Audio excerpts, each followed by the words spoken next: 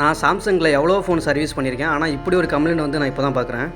Customer சொன்ன complaint என்னென்னு பார்த்தீங்கன்னா, ஆன் பண்ணோன்னா அந்த மாதிரி ஆன் ஆகுது, சடனாக பார்த்தீங்கன்னா சாம்சங்னு வந்துட்டு உடனே ஆஃப் ஆயிடுது அப்படின்ற மாதிரி தான். நம்ம ஃபோனை வாங்கி ஆன் பண்ணி பார்த்தோம், அதே மாதிரி ஆன் ஆகிட்டு சாம்சங்னு வந்துட்டு உடனே ஆஃப் ஆயிடுது. மதர் போர்டை ஃபுல்லாகவே செக் பண்ணி பார்த்தோம்.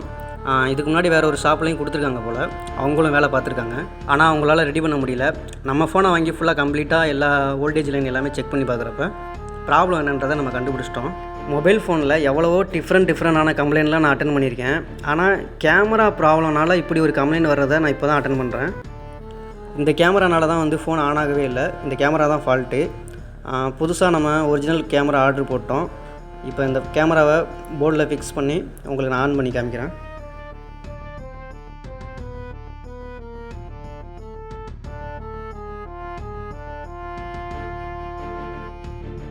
ஓகே, இப்போ நான் புதுசாக கேமரா ஃபிக்ஸ் பண்ணிவிட்டு இப்போ நான் ஆன் பண்ணிட்டேன்.